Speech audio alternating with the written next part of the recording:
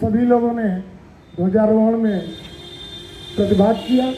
अब मैं जनपद के लोकप्रिय जिला बेसिक शिक्षा अधिकारी महोदय से अनुरोध करूंगा कि हम सभी को 26 जनवरी के ऊपर अपने आशीर्वचनों से संचित करें।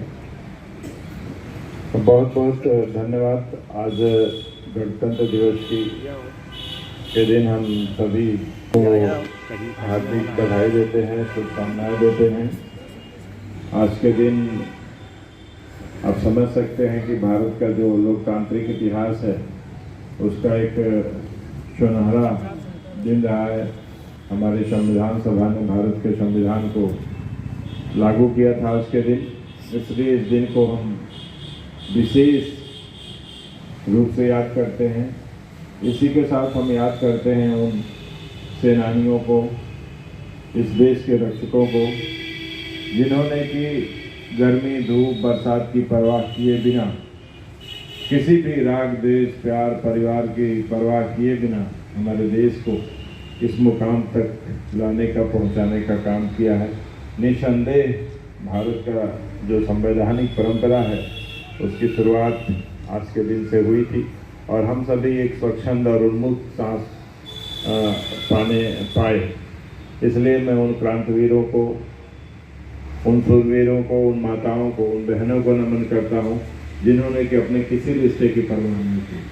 छोटा सा त्याग करना होता है तो हम लोग पीछे हट जाते हैं, घबरा जाते हैं, लेकिन यहीं पर बहुत सारे ऐसे शूरवीर इसी धरती पर रहे, विश्वास भी नहीं होता कि उन्होंने बिना खाए, बिना पानी पिए, बिना बरसात की परवाह किए, तूफान की परवाह किए हमको इस मुकाम तक पहुंचाने का काम किया है। धन्य है वो माएँ, वो शूरवीर जिन्होंने कि हमें यहाँ तक पहुंचाने का रास्ता दिखाया। आज के बहाने हमें केवल उनको याद करने, नमन करने का वक्त नहीं है, बल्कि उन्होंने जो कुछ भी हमें दिया, उसको कैसे हम कामयाब रख सकते हैं, उसको आगे ले जा सकते हैं, उसको और आगे ले जा सकते हैं, इसमें भी हम सभी की बड़ी भूमिका होनी चाहिए।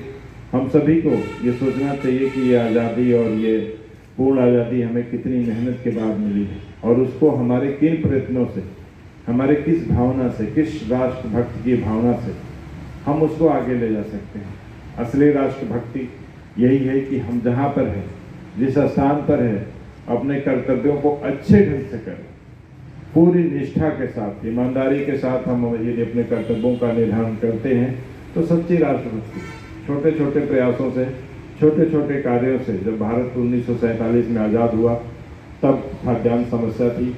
आज हमारा देश खाद्यान्न के मामले में निर्भर है, टेक्नोलॉजी के मामले में अधिकांश मामलों में निर्भर होते जा रहा है।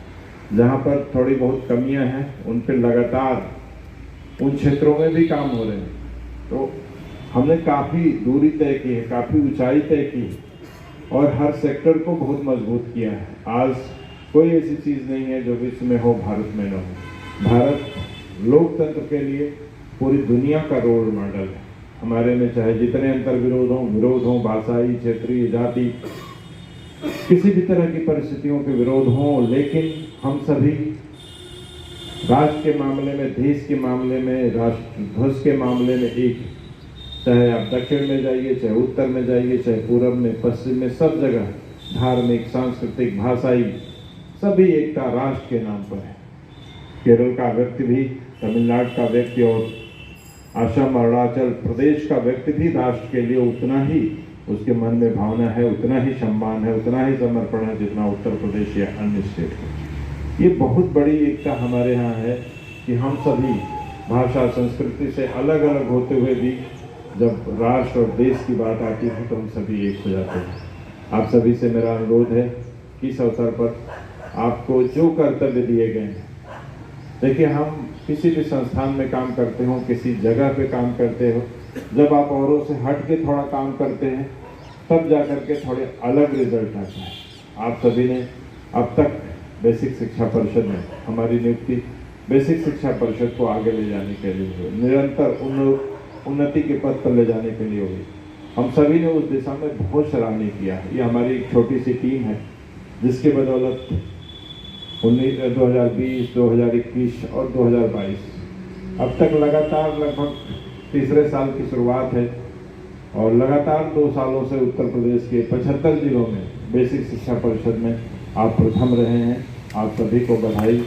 आपने गौरवान्वित किया। बहुत छोटी सी टीम है, बहुत भारी भरकम टीम नहीं है, बहुत छोटे से टीम है, लेकिन आपकी दृढ़ इच्छा शक्ति और चट्टानी एकता ने ये साबित किया है कि उत्तर प्रदेश के चाहे बलिया जिला हो, चाहे गाजियाबाद, नोएडा, सहारनपुर जिला हो, इन 75 जिलों के आप रोल मॉडल। सब लोग आपसे सीखते हैं। बनारस के शिक्षक का अलग से सम्मान है, बनारस की संस्थान का, बनारस के बेसिक शिक्षा परिषद का और बनारस के सारे बेसिक शिक्षा परिषद से जुड़ी चीज़ों का एक अलग सम्मान है। जितनी भी कार्यशालाएं होती हैं उसमें काशी के महत्व के बिना वो कार्यशाला अधूरी रहती है। इसलिए मैं आप सभी से अनुरोध करूंगा, आपको कहीं से अलग से बताने और कहने की जरूरत न पड़े। हमारा क्या काम है, हमारी क्या ड्यूटी है, उसको हमें बेहतर ढंग से कैसे करना है, ताकि हमारे कार्य से हमारा राष्ट्र, हमारा देश समुन्नत हो, गौरवान्वित हो।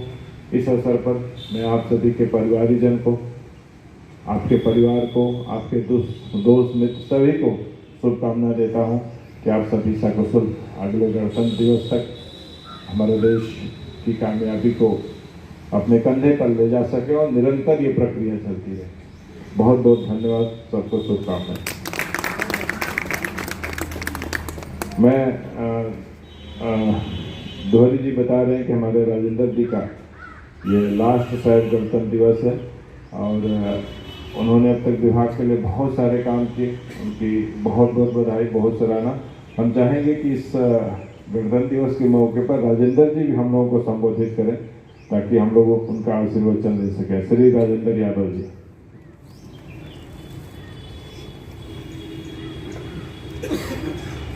26 जनवरी के पावन पर्व पर मैं सिर्फ इतना ही कहना चाहता हूँ, ये हमारा संविधान 2 वर्ष 11 माह 18 दिन में तैयार हुआ है, जो हमारे हजारों स्वतंत्रता संग्राम सेनानियों की कुर्बानी के उपरांत हमारे देश के कर्णधारों ने तैयार किया था। इसको बनाए रखने और इसमें दी गई व्यवस्थाओं को आगे बढ़ाने के लिए हम सभी का उत्तरदायित्व है। हम जिसको इतना ही आगे बढ़ाएंगे उतना ही हमारा देश सशक्त होगा। धन्यवाद।